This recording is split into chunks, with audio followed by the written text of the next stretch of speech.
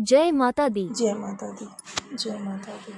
भक्ति जय का माता पुष्प, दी। माता जय रानी माता और दी। लाली। जय माता दी। प्राचीन समय जय की बात माता है। दी। एक जय अत्यंत माता लघु दी। ग्राम में लाली जय नाम माता की एक दी। निर्धन कन्या जय निवास माता करती दी। थी। जय माता लाली दी। के माता पिता का जय देहांत माता उसके दी। बचपन में जय ही हो माता गया दी। था, जिसके जय कारण वो माता एक दी। जर्जर झोपड़ी जय में माता एकाकी दी। जीवन व्यतीत जय करती थी। माता दी।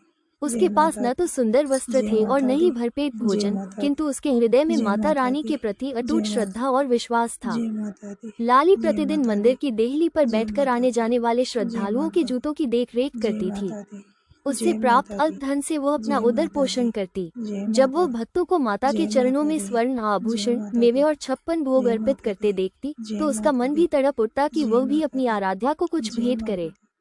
दी। एक जय समय की माता दी। बात है, जय शारदीय माता दी। नवरात्रि का पावन पर्व जय चल माता रहा दी। था। जय माता संपूर्ण दी। मंदिर परिसर जय सुगंधित माता दी। धूप और दीपों की जय ज्योति माता से दी। जगमगा रहा था। जय माता दी। लाली ने भी जय अपनी माता मैली दी। चुनरी के कोने जय में कुछ माता दी। मुरझाए हुए पुष्प जय एकत्रित माता दी। किए, जिन्हें मार्ग जय में किसी माता ने दी। त्याग दिया था। वो उन पुष्पों को लेकर अत्यंत संकोच के साथ मंदिर के गर्भगृह की ओर बढ़ी। वहां उपस्थित संपन्न लोगों ने उसकी निर्धनता और फटे वस्त्रों को देखकर उसे धिक्कारा और धक्का देकर पंक्ति से बाहर कर दिया। लाली अश्रुपूरित नेत्रों के साथ एक कोने में बैठ गई और आंखें मूंद कर मन ही मन पुकारने लगी, हे माँ, मेरे पास अर्पण करने हेतु न तो स्वर्ण है और न ही मिष्ठान।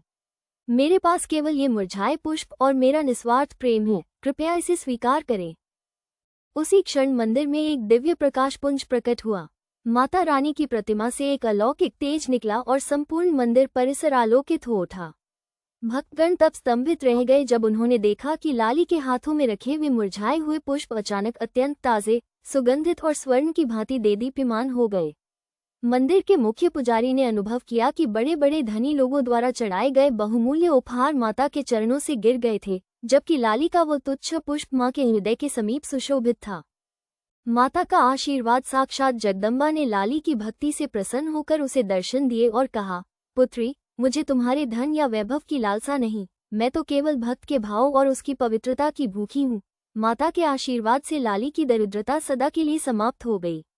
उसकी कुटिया एक भव्य आश्रम में परिवर्तित हो गई, जहां वो जीवन भर दीन दुखियों की सेवा करती रही। शिक्षा, परमात्मा को बाह्य दिखावे या ऐश्वर्य की आवश्यकता नहीं होती। सच्ची श्रद्धा और निर्मल मन से अर्पित किया गया एक पुष्प भी करोड़ों के स्वर्ण दान से कहीं अधिक मूल्यवान होता है।